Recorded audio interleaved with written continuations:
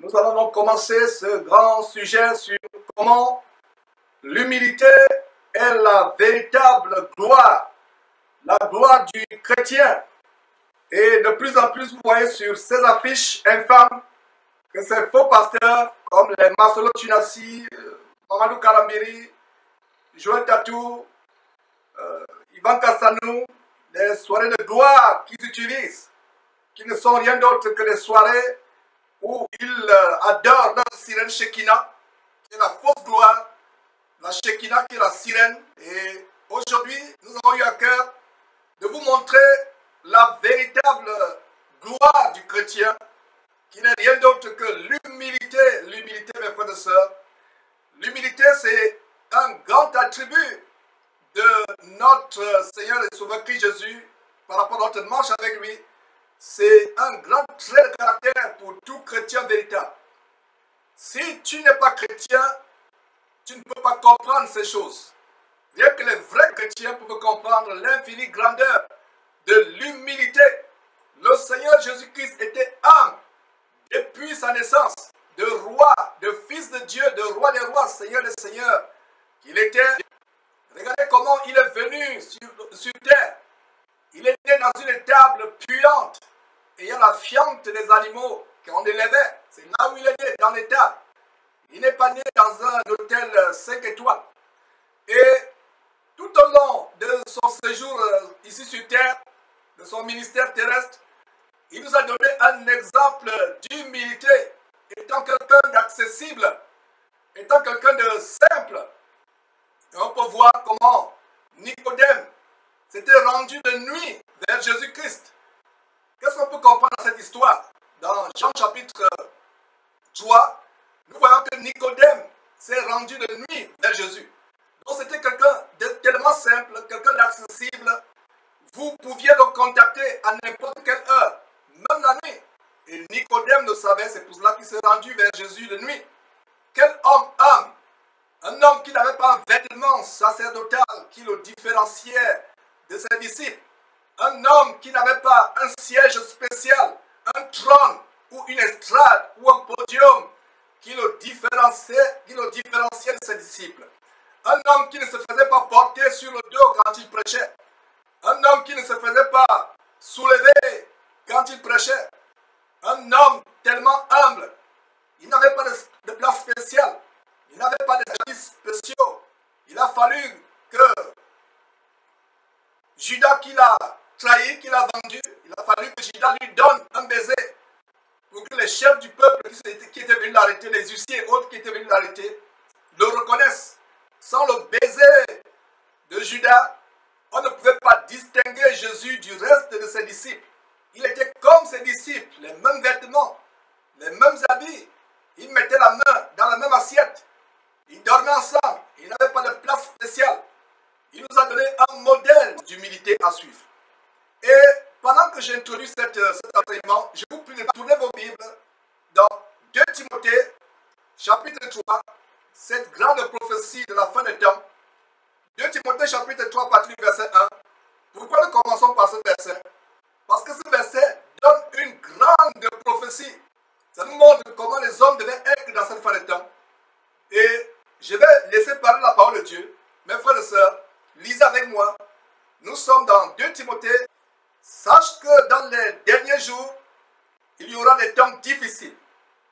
Mes frères, s'il y a quelqu'un qui, dans cette génération, ne sait pas que nous vivons des temps difficiles, certainement la personne vit sur la Lune, ou sur la planète Mars, ou sur Jupiter, ou Neptune, ou Vénus. Mais si vous êtes un terrien, un habitant de la Terre, vous savez que nous vivons des temps difficiles, où l'apostasie a atteint un niveau tellement élevé, un niveau à nul autre pareil. La légalisation de l'homosexualité, les perversions sexuelles qui sont arrivées à un niveau tellement élevé. Donc, le verset 1 dit, sache que dans les derniers jours, il y aura des temps difficiles. Verset 2, car les hommes seront égoïstes, amis de l'argent, fanfarons, hautains. Soulignez le mot hautain, nous allons revenir là-dessus dans quelques minutes. Hautain. Quelqu'un qui est hautain, c'est quelqu'un qui n'a pas expérimenté ce que c'est l'humilité. Ça m'a fendu le cœur quand une sœur avec qui je parlais, la merveilleuse sœur du côté de France, qui disait qu'elle avait été méprisée par un certain Samuel Peter Smith, ou Peter Smith de l'église La Porte Ouverte de Mulhouse, pour ne pas dire la porte ouverte pour l'enfer de Mulhouse. Il a été en contact avec ce monsieur et que ce monsieur l'a méprisé du regard. Il l'a méprisé. Voilà, hautain. Voilà une caractéristique de ces hommes de Dieu. Vous ne pouvez pas les aborder si vous êtes minables. Pour les aborder, pour être dans leur cercle, il faut être un grand avocat international, il faut être un grand banquier, un grand homme d'affaires, un grand politicien, un grand sportif footballeur, un grand musicien, reconnu dans le monde. Mais si vous êtes minable comme vous et moi, vous qui suivez certainement cette émission où vous êtes minable comme moi-même qui vous parle, il vous méprise. Voilà, c'est le caractère hautain. Et le caractère hautain est contraire du caractère d'humilité. L'humilité est le cachet du chrétien. L'humilité est la marque du chrétien. De même qu'il y a la marque de la bête dans la Bible, 666, le chrétien a sur son front la marque de l'humilité. L'humilité, c'est la marque du chrétien. Je reprends, il y a une marque de la bête, donc par l'Apocalypse, 666, le chiffre de la bête, qui est un chiffre humain, un chiffre d'homme. Et pour vous qui avez suivi certaines émissions sur les Illuminati et autres choses que nous montrons, comment ces francs-maçons sont en train de diriger le monde avec les signes. Et il y a donc, je parlais du frère Baka tout à l'heure, il a fait une vidéo où il expliquait les signes. Les signes, c'est, je vais dire, la pierre angulaire du symbolisme des occultistes des francs-maçons. Alors, le caractère du chrétien, la marque sur le front du chrétien venant de Dieu, c'est l'humilité.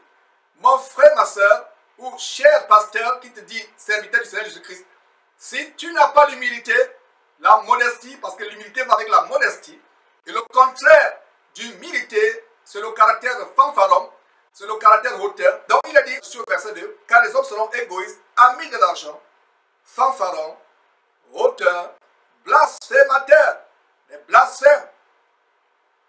Blasphème d'Alexandre Amazou, ce faux pasteur, compère de Ivan Castalou de ICC, qui blasphème sur Lazare, qui dit que Lazare souffrait d'une maladie. Il a même donné un acronyme, à savoir l'OPSTI, PTSI, la maladie des personnes totalement stupides et inutiles. C'est pour cela qu'il a été vite rappelé au ciel. La merveilleuse histoire de Lazare. Donc, blasphémateur.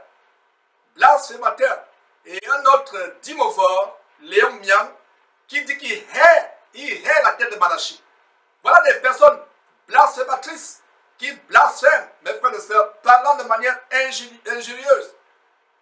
Même l'archange Michael, il a dit dans Jude que Michel ou Michael, l'archange, quand il disputait avec le diable le corps de Moïse, il n'a pas porté de jugement injurieux à son égard. Il a seulement dit que Dieu te réprime. Donc, des hommes seront comment? Hautains, blasphémateurs, rebelles à leurs parents. Donc, mon frère, jeune frère qui me suit, jeune sœur, si tu es rebelle à tes parents, désobéissant à tes parents, cette prophétie est pour toi. Ne soyez pas, mes frères et sœurs, ceux pour qui cette prophétie a été donnée à l'apôtre Paul, inspiré par le Saint-Esprit, il y a près de plus de 2000 ans. Donc, rebelles à leurs parents, ingrats, irréligieux, l'ingratitude. Et par rapport à l'ingratitude, la Bible dit que nous devons être reconnaissants. Si quelqu'un vous a fait du bien, vous devez être reconnaissants. Et nous sommes reconnaissants pour tout le soutien que nous recevons derrière cette trompette, toutes les aides, que ce soit les vidéos qu'on nous envoie, que ce soit le matériel, des choses pour pourvoir aux besoins d'intendance de cette chaîne. Nous sommes reconnaissants. Donc, ingrat, irréligieux, verset 3, insensible, déloyeux, calomniateur. Voilà, calomniateur. Georges a tué toute sa famille pour s'enfuir aux États-Unis. Calomniateur, c'est la calomnie. Des choses terribles, voilà. Déloyaux, calomniateur, intempérant, cruel, ennemis des gens de bien. Verset 4, traître, emporté, enflé d'orgueil. Voilà, au verset 4, le mot enflé d'orgueil, c'est également le mot au verset 2, hautain. Donc, souligner enflé d'orgueil, aimant le plaisir plus que Dieu. Donc, leurs églises aujourd'hui se transforment en de véritables cirques, de véritables maisons de joie, des bordels, des boîtes de nuit, de jour, où ils gambardent, sautillent au rythme des musiques infâmes. Ils sortent là, la tête remplie de toutes sortes de tambourinements. Ils ont tellement tournoyé le derrière que le derrière fait mal, que le derrière chouette de douleur. Ils ont des courbatures aux fesses. Quand ils partent de là, à force de tournoyer le derrière, et la tête est tellement pleine, ils ont des maux de tête, ils ont des maux de reins, maux de fesses, à force d'avoir tournoyé là derrière au rythme des musiques infâmes. Ils parlent de rock chrétien, ils parlent de cha-cha chrétien, ils parlent de dombolo chrétien, coupé décalé chrétien. Ils sortent de là. Voilà les plaisirs. Et l'une des caractéristiques que nous avons aujourd'hui dans cette fin de temps, les plaisirs ont envahi ces soi-disant églises. Donc, aimons les plaisirs plus que Dieu. Que dit le verset 5? Ayant l'apparence de piété, quand vous les voyez faire des prières, de longues prières, ils ont l'apparence de piété. Vous leur donneriez la communion sans confession, comme disent les catholiques, mais ils ne sont pas de Dieu. Ils ont l'apparence, c'est une piété de paraître, c'est une piété de façade. Il y a l'apparence de la piété, mais reniant ce qui en fait la force. La Bible dit quoi au verset 5? Continuez à fréquenter de tels hommes, c'est ça? C'est ce que vous lisez? Continuez à être aux côtés de ces hommes. Continuez à suivre leurs vidéos. Continuez à les liker sur Facebook ou sur YouTube. Continuez à être en contact avec eux. C'est ce que dit le verset 5. Si votre Bible mentionne l'une des choses qu'il vient de vous dire, c'est sans doute l'une des deux Bibles des homosexuels, Queen James ou Lady Diana. Mais la vraie Bible, 8 secondes, 1910 que j'ai, dit quoi? Éloigne-toi, éloigne-toi de ces hommes-là. Verset 6, il en est parmi eux qui s'introduisent dans les maisons et qui captivent les femmes d'un esprit faible et borné. Qui captivent, et surtout les femmes. Ce n'est pas par hasard que ce verset parle. Les femmes sont plus manipulables. Par quoi le péché est entré dans l'humanité? Le péché est entré dans la race humaine à travers une femme, notre ancêtre Ève, notre mère à tous. Voilà par quoi le péché est entré. Satan sait que c'est dans la nature de la femme d'être émotionnelle, émotive. C'est la raison pour laquelle il passera par la femme, par les émotions de la femme, pour l'amadouer. C'est chantres infâmes qui chantent inspirés par des sirènes, comme Moïse Mbillé avec sa sirène abominable Guégué. Qui voyez-vous plus avoir des émotions, être en transe, pleurer? Ce sont les femmes. Donc voilà, verset 6, il en est parmi eux qui s'introduisent dans les maisons et qui captivent les femmes d'un esprit. Notez très bien, des femmes comment? D'un esprit faible et borné. Non seulement ils sont d'un esprit faible et borné, mais ils sont chargés de péché, agités de passions de toute espèce. Regardez les commentaires sur nos vidéos sur YouTube et sur Facebook. Au bas des fenêtres de nos vidéos, sur YouTube ou sur Facebook, c'est des commentaires passionnés, enflammés de ces femmes agitées de passions de toute espèce, d'un esprit faible et borné. Nous continuons à prier pour elles, que Dieu leur donne la repentance, les amène à la repentance véritable. Voilà, donc ils s'introduisent dans les maisons. Quand l'apôtre Paul écrivait, je suis persuadé à 100% que l'apôtre Paul était loin de s'imaginer que 2000 ans après, plus tard, les pasteurs sorciers escrocs devaient s'infiltrer dans les maisons des gens, outre par la voie de la sortie astrale. Parce que même au temps de l'apôtre Paul, il y avait déjà les pratiques de la sortie astrale. Ils pouvaient venir la nuit, vous visiter la nuit quand vous dormez. Mais aujourd'hui, il y a un autre moyen par lequel ils s'introduisent dans vos maisons, à travers votre ordinateur, à travers votre portable, à travers la télévision. Donc, quand vous suivez ces messages, vous ouvrez votre ordinateur, vous allumez votre téléviseur pour suivre les messages de ces gens. C'est comme s'ils étaient physiquement dans votre maison en train de vous parler. Mais que dit la parole parole de Dieu, éloigne-toi, éloigne-toi de ces hommes-là. Donc ces hommes entrent dans les maisons, non seulement par la sortie astrale, et de plus en plus, des gens comme Mamadou Kalambiri, Joël Tatou, le sodomite, pédé, homosexuel, ils enseignent la sortie astrale. Donc ils entrent dans les maisons, non seulement par la sortie astrale, pour coucher avec leurs ouailles, leurs femmes, hommes ou femmes, la nuit, puisqu'ils sont aussi homosexuels. Ils entrent dans votre maison au travers des arts magiques tels que la Kabbale, la fausse gloire de Dieu qui n'est que la Shekinah, la Kabbale juive. Allez suivre encore l'émission sur la vidéo sur Masono Tunasi et autres, des kabbalistes qui sont dans le corps de Christ, qui font la magie juive, qui s'infiltrent dans les maisons des gens. Donc, il en est parmi eux qui s'introduisent dans les maisons et qui captivent les femmes d'un esprit faible et borné, chargées de péché, agitées par les passions de toute espèce, verset 7, apprenant toujours et ne pouvant jamais arriver à la connaissance de la vérité. Verset 8, de même que Janès et Jambres s'opposèrent à Moïse, de même ces hommes s'opposent à la vérité, étant corrompus d'entendement, réprouvés en ce qui concerne la foi. C'est les hommes qui n'ont jamais connu la foi, qui sont reprouvés. Et regardez le verset 8. Le verset 8 cite très bien Janès et Jambres qui s'opposèrent à Moïse. Alors aujourd'hui on va dire, Georges, tu n'as pas le droit de dénoncer, de citer le nom des faux pasteurs. Voilà la Bible qui cite Janès et Jambres. Donc si vous dites que je pêche, j'ai tort en citant les noms de ces gens. Donc Paul et Moïse ont aussi péché parce que Paul reprend les gens que Moïse à son époque a dénoncés. Donc Janès et Jambres s'opposent à Moïse. De même, ces hommes s'opposent à la vérité. Ils n'aiment pas la vérité. Ils vous enseignent la franc-maçonnerie. Ils vous enseignent la Kabbale juive, la magie, avec toutes sortes de doctrines. Ils vous enseignent des choses pernicieuses. Et de plus en plus, en regardant les vidéos que le frère Roger Baka a faites, j'ai eu à cœur d'approfondir le symbolisme des signes utilisés. On avait commencé, mais nous sommes encouragés à aller en profondeur. Je vous assure que mes frères et sœurs, par la grâce de Dieu, dans les jours à venir, nous allons secouer une fourmilière. La fourmilière du symbolisme des signes tels que la manu cornito, c'est-à-dire la main cornue, qui représente les cornes du diable, le triangle de Baphomet, des Illuminati et autres choses, la symbolique.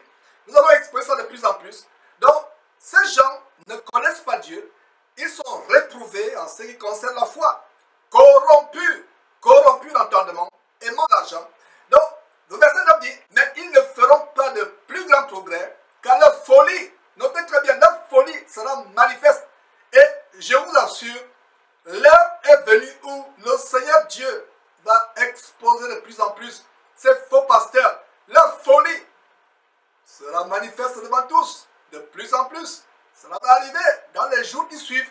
Vous allez voir des choses choquantes, choquantes, choquantes. Il est temps pour ces hommes de se repentir.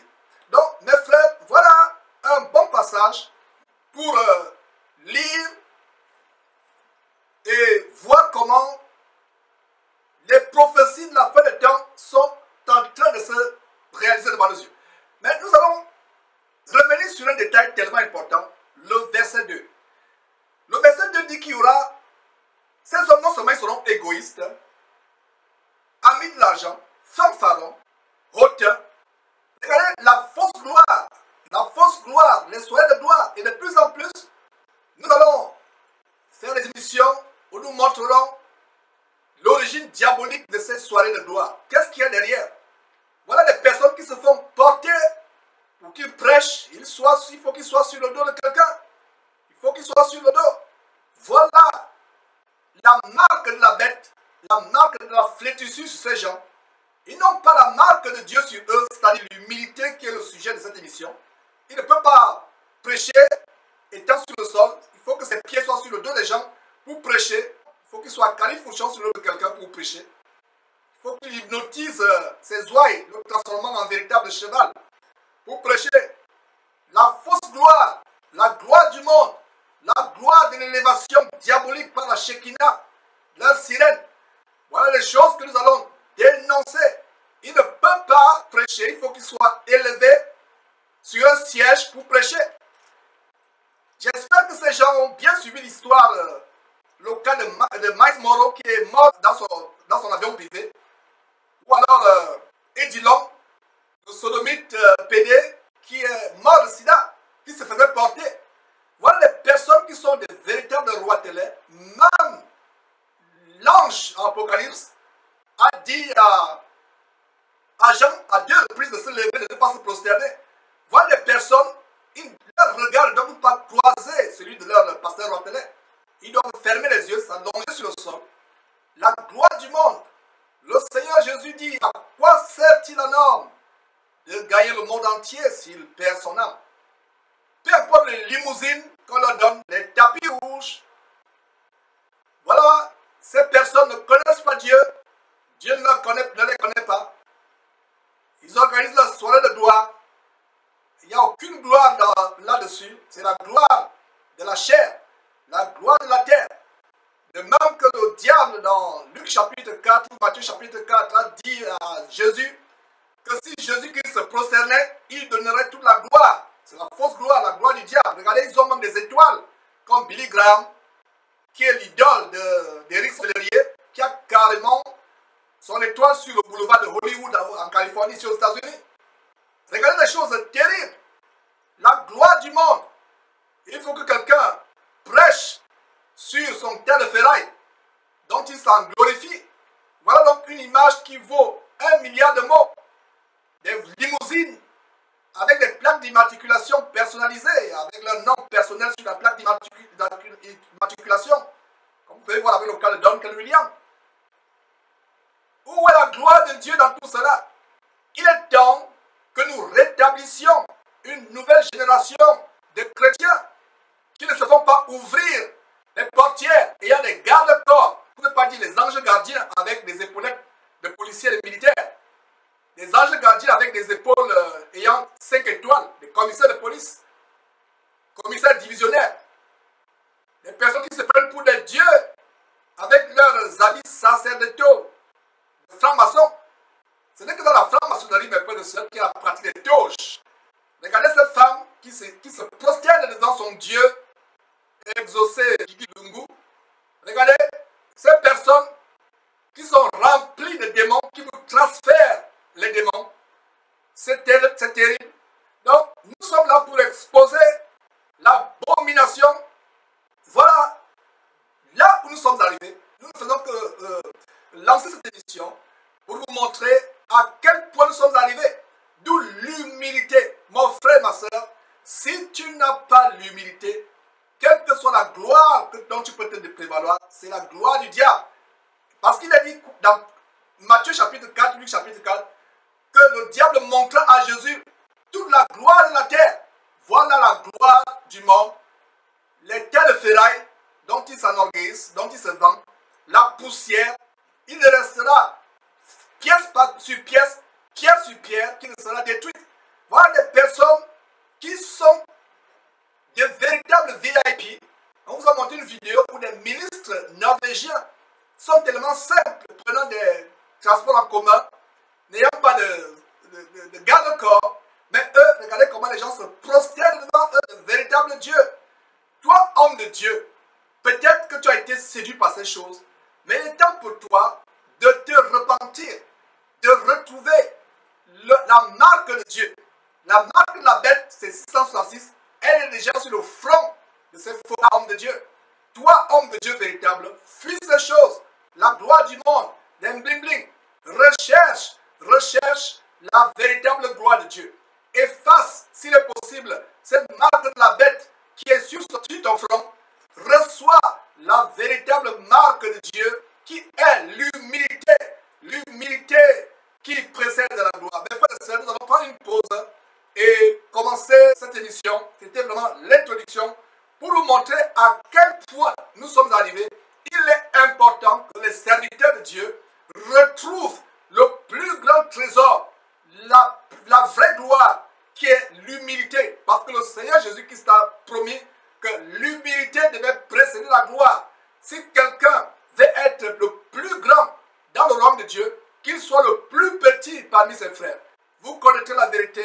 la vérité vous affranchira.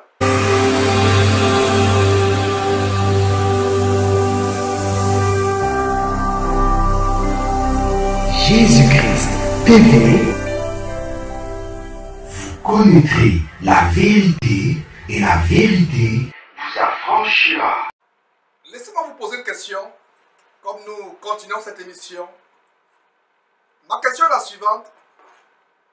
Quel est le plus grand péché de toute la création? Quel est le premier, le plus grand péché de toute la création? Et je vous donne quelques secondes. Si vous êtes connecté sur Facebook ou sur YouTube, vous pouvez rapidement taper en commentaire votre réponse. Quel est le plus grand péché? Et le premier péché, le plus grand péché. Voilà, il y a, j'arrive bientôt, qui parle de l'orgueil.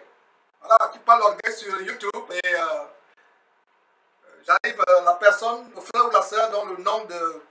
voilà, parle de l'orgueil, j'arrive bientôt, parle de l'orgueil. Donc, effectivement, c'est l'orgueil. Et quelqu'un va dire, mais pourquoi Georges confirme ce que j'arrive bientôt à écrire, à savoir l'orgueil? Il y a Beauty Midori qui a écrit la désobéissance. Oui, la désobéissance, un tout petit peu, mais l'orgueil est le premier péché. Il y a C'est quoi Mélan Maurice qui a parlé de désobéissance. Rosen Brandon a parlé du péché contre le Saint-Esprit. Agnil Afi Sanya qui dit la désobéissance. Alors voilà, la réponse est la suivante. Bien aimé frères et sœurs, merci pour ces réponses. Ça montre que vous êtes alerte et c'est une très bonne contribution. Donc, nous avons le plus grand péché, le premier, c'est l'orgueil. Et pour cela, ce n'est pas Georges qui le dit. Avant même qu'Adam et Ève soient créés, il y a une créature de Dieu, Lucifer, qui a péché par orgueil. Alors pour cela, tournons nos Bibles dans Ésaïe chapitre 14. Le premier péché et le plus grand péché, c'est le péché d'orgueil. Donc Ésaïe chapitre 14, voilà, lisons à partir du verset 10. On peut lire à partir du verset 4 pour être dans le contexte. Le Seigneur Dieu, l'Éternel, Dieu dit à Ésaïe, à partir du verset 4, alors tu prononceras ce chant sur le roi de Babylone et tu diras, et quoi? Le tyran n'est plus, l'oppression a cessé. En fait, on a l'impression qu'il s'agit d'un homme, le roi de Babylone, mais qui est derrière ce roi? C'est Satan, Lucifer en personne, comme on va voir par la suite. Et pour plus de compréhension par rapport à ce mystère, je vous suggère d'aller suivre notre vidéo, à savoir la structure du royaume de Satan. Le royaume des ténèbres est structuré tel que, d'ailleurs nous avons un brin de révélation en Éphésiens chapitre 6, qui dit que nous n'avons pas lutté contre la chair et le sang, mais contre les principalités, les puissances ténébreuses dans le monde céleste ténébreux diabolique. Derrière chaque puissance étatique, ou derrière chaque roi, chaque président, chaque prince, si la personne n'est pas de Dieu, il y a certainement une puissance diabolique qui est derrière. Allez suivre cette vidéo, vous comprendrez plus. Ici, il ne s'agit pas d'un homme physique. Bien que la Bible parle du verset 4 du roi de Babylone, derrière le roi de Babylone se cache une entité plus grande qui est Lucifer, qui est Satan. Alors, arrivons au verset 11. Voilà la complainte que Dieu donne à Isaïe de proclamer sur Satan. Verset 11. Ta magnificence est descendue dans le séjour des morts avec le son de tes luttes. Voilà, le son des luttes. Et nous pouvons voir dans la parole de Dieu que la musique faisait partie de la composition, de la nature du diable. Ce n'est pas surprenant que la plupart des chantres infâmes que vous voyez aujourd'hui, comme Moïse Bier, chantent inspirés par les sirènes. Et que les musiciens dans le monde, comme les Rihanna, Madonna, Jay-Z, Katy Perry ou Katy Perry, avouent chanter sous l'inspiration des démons, de Satan, Lucifer. C'est le cas de Nicki Minaj. Et ils sont nombreux qui avouent chanter sous l'inspiration des puissances démoniaques.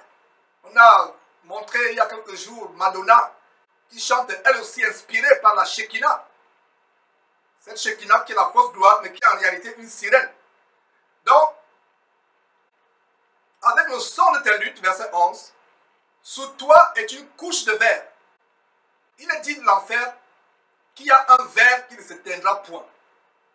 Le verre qui ne s'éteindra point, qui outre les flammes de feu dégageant l'odeur d'excréments humains, de soufre, il y aura aussi un verre qui torturera ceux qui seront jetés en enfer. Quel lieu abominable à éviter, frères et sœurs. Tant que vous êtes vivants, vous devez tout faire pour vous rapprocher de Dieu, vous attacher à la parole de Dieu, vous attacher à la piété et à la sanctification, sans laquelle personne n'entrera dans le royaume de Dieu. Alors, sur toi est une couche de verre, et les vers sont ta couverture. Regarde, les vers sont la couverture de Satan.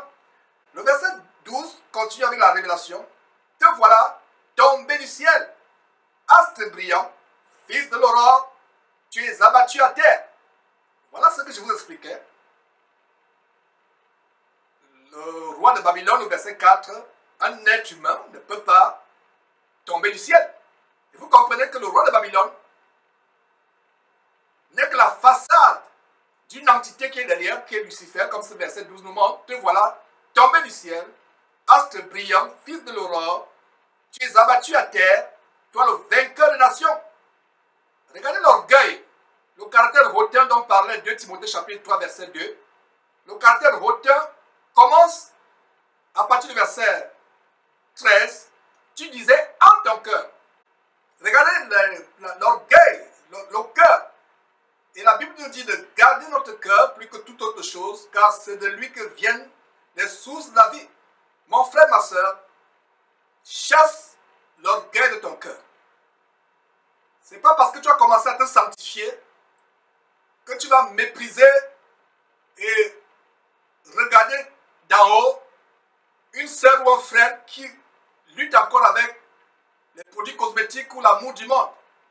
Ce n'est pas parce que tu as commencé à suivre ces émissions sur Jésus-Christ TV que tu vas t'estimer être plus aguerri que tous les autres chrétiens. Revêtons les sentiments humbles. Soyons remplis de modestie, d'humilité. Chassons de notre cœur l'orgueil. L'orgueil est du diable. Je ne me lasserai point de vous répéter tout au long de cette émission que la marque sur le front du chrétien ou de la chrétienne, c'est l'humilité. À l'opposé de la marque de la bête, le 666. Voilà le cachet sur le front du chrétien, l'humilité. Et l'une des caractéristiques d'un faux pasteur, c'est le côté hautain. Il méprise les autres, il pense qu'il est au-dessus des autres. Il est fanfaron, il se fait porter, il se fait ouvrir les portières des voitures, il se fait appuyer le bouton de l'ascenseur, il se fait porter la Bible comme si la Bible pesait 1000 tonnes. Voilà le caractère de la marque de la bête, la marque de la flétrissure dans la conscience de ces hommes. Toi, chrétien, qui recherche la piété, la sanctification, revêt-toi des sentiments d'humilité. Ce n'est peut-être pas, ce n'est pas parce que tu as élevé tes enfants selon la voie du Seigneur que tu dois te moquer ou tu dois mépriser ta voisine qui, parce que son mari l'a abandonnée et parce qu'elle n'est pas encore chrétienne affermie, a des enfants rebelles ou prostituées ou homosexuels ou délinquants. Ne mettons pas de l'orgueil dans notre cœur. Ne nous enorgueillissons pas aux dépens des frères qui sont encore faibles dans la chair. On peut avoir l'apparence de piété, d'humilité, mais Dieu voit notre cœur. Parce que le verset 13 dit, le verset 13 dit, tu disais en ton cœur. J'ouvre cette parenthèse pour amener les chrétiens à garder leur cœur plus que toute autre chose. Si tu as commencé à marcher dans la sanctification, ne sois pas hautain. Ne pense pas que tu es supérieur à cette prostituée qui a encore des problèmes avec sa chair. Plutôt, prie pour ton voisin dont les enfants sont rebelles. Prie pour tes frères et sœurs en Christ qui ne sont pas encore arrivés à ce standard de comprendre les Écritures. Ne nous glorifions pas, ne faisons pas la grosse tête parce qu'on découvre des choses tous les jours sur cette trompette. Ne nous faisons pas la grosse tête, soyons humbles, mes frères et sœurs. Je suis inspiré par le Saint-Esprit d'ouvrir cette parenthèse afin de ne pas porter la marque de la bête sur nous. La marque de la bête, c'est l'orgueil. Et le premier péché, donc vous qui avez répondu que le plus grand et le premier péché de toute l'histoire de la création, c'était l'orgueil, vous avez bien vu. C'est le plus grand péché, plus grand que le péché qu'Adam et Ève ont commis en mangeant l'arbre de la connaissance du bien et du mal. Si ce péché n'avait pas été commis, le péché d'orgueil, le diable n'existerait pas. Les démons qui vous tourmentent jour et nuit ne seraient pas là. Nous vivrons le paradis sur terre éternellement. Mais à cause de l'orgueil, regardez mes frères et sœurs, les maladies, les accidents de circulation, les problèmes financiers dans votre famille, les problèmes de couple, tout cela vient à cause de quoi? À cause du fait que cet archange Lucifer est devenu Satan à cause de l'orgueil. L'orgueil est nocif. L'orgueil est dévastateur. L'orgueil peut ruiner toute une vie. Toute une vie. Même dans le cadre de ton entreprise, mon frère, ma soeur, sois humble. Ce n'est pas parce que tu as des dons, tu es doué, peut-être en informatique, c'est pour cela que tu vas te sentir grand par rapport à tes collègues, t'enorgueillir, hausser les épaules. Sois humble. L'humilité précède la gloire. Contrairement au standard de ce monde séculier dans lequel vous et moi nous vivons, ce monde amène les gens à cultiver le leadership, l'auto-élévation, l'élévation personnelle. Et c'est un aspect de l'évangile du New Age, du Nouvel Âge, qui a infiltré les églises. L'auto-élévation, qu'est-ce qu'il y a derrière? C'est la marque de la bête, la marque de Satan. C'est l'évangile du 666. A contrario, à l'opposé, l'évangile véritable que nous vous prêchons, c'est l'évangile de la marque sur le front du chrétien véritable qui est l'humilité. L'humilité. Alors, voyons au verset 13 comment Satan dit dans son cœur, je monterai au ciel. Voilà, vouloir ravir la place de Dieu, vouloir prendre la place de je. Et vous allez voir du verset 12 au verset 14, le je apparaît 5 fois. Je, moi, l'ego. L'ego, c'est le mot latin pour je, ou le moi. L'ego. Et c'est là où nous avons le mot égoïste ou égocentrique. Vous êtes le centre du monde. Tout c'est vous. Tout c'est vous. Vous faites voir. Vous êtes dans une assemblée. Il faut que vous voyez, on voit comment vous prêchez bien la parole de Dieu. J'ai dit l'autre jour que si vous ouvrez la Bible pour prêcher et que les motifs c'est pour impressionner les gens, vous êtes du diable. Le seul motif pour lequel nous prêchons l'évangile de Dieu, c'est pour que les gens puissent produire le fruit digne de la repentance, sur lequel on reviendra encore et encore et encore tout au long de ces émissions. Donc tu ne prêches pas la parole de Dieu pour impressionner, pour que les gens disent que c'est un grand prédicateur. Donc regardez le jeu, la volonté de la créature de se lever au-dessus du Créateur. Je à plusieurs reprises. Donc verset 12, te voilà tombé du ciel, astre brillant. Astre brillant, voilà, c'est pour ça Lucifer signifie lumière. Il y a Luz, Lucifer. Donc astre brillant, il était tellement brillant, étincelant. À cause de sa brillance, brillant, étincelant, il a été enflé d'orgueil. Quand vous voyez ces pasteurs qu'on a fait défiler en début d'émission sur votre écran, ils brillent, ils ont des jets privés, des avions privés, des costumes étincelants. Ils brillent, astre brillant, soulignez astre brillant. Leurs descendants aujourd'hui brillent. Alors que le vrai chrétien doit briller par le Saint-Esprit. Et ce Saint-Esprit produit en lui la marque sur le front, cette marque qui est l'humilité. Vous brillez par votre humilité. Quand on vous voit, on dit, mais c'est pas possible. Alors, te voilà tombé du ciel, astre brillant, fils de l'aurore, tu es abattu à terre. Toi, le vainqueur des nations, tu disais à ton cœur, je monterai, vouloir ravir la place de Dieu, vouloir et s'élever au-dessus de Dieu. Je monterai, comptez le nombre de jeux. Premier jeu, je lèverai mon trône au-dessus des étoiles de Dieu. Encore, vous comprenez qu'il ne s'agit pas d'un homme. Il ne s'agit pas d'un homme, bien que le verset 4 de ce chapitre parle du roi de Babylone. Un roi, un homme, un être humain ne peut pas élever son trône au-dessus des étoiles de Dieu. Donc vous comprenez que derrière la façade du roi de Babylone, c'est Satan. Donc, deuxième jeu, l'ego, la volonté de se lever, de se manifester, l'auto-élévation, je. Et c'est ce qu'on enseigne dans ces églises, temps de concentration. Pour des raisons indépendantes de ma volonté, mes frères et sœurs, nous allons suspendre cette émission. Nous avons une extrême urgence et nous sommes au four et au moulin, tous les jours, prêchant la parole de Dieu, nous privant, n'ayant même plus de vie personnelle.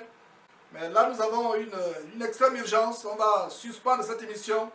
Et plaise à Dieu, nous la reprendrons. C'est une très grande émission, mais le Seigneur en a voulu autrement. C'est un thème qu'on va reprendre mes frères et sœurs. Tout ce que je peux dire, mes frères, c'est gardez-nous en prière, que la volonté de Dieu se fasse. Et il y a tellement de choses qu'on aurait bien pu montrer. Et je pensais pouvoir faire cette émission. Peut-être que la semaine prochaine, nous allons peut-être annoncer, plaise à Dieu, la raison pour laquelle cette émission est brusquement interrompue. C'est la première fois que ça nous arrive d'interrompre une émission sans problème technique. Et donc c'est pour des raisons indépendantes de notre volonté que nous sommes obligés de suspendre. Il y a une extrême urgence ici du côté de Houston. Nous devons suspendre, soutenez-nous en prière, mes frères et sœurs, que la volonté de Dieu se fasse. Nous vous aimons. Soyez bénis, mes frères et sœurs. Bye bye. Ne manquez pas de vous abonner à notre chaîne YouTube Jésus-Christ TV, en cliquant sur le bouton s'abonner, juste au bas de la fenêtre de cette vidéo. Ainsi, vous recevrez automatiquement nos nouvelles vidéos, et vous ne raterez aucune. Vous connaîtrez la vérité, et la vérité vous affranchira. Jean 8, 32.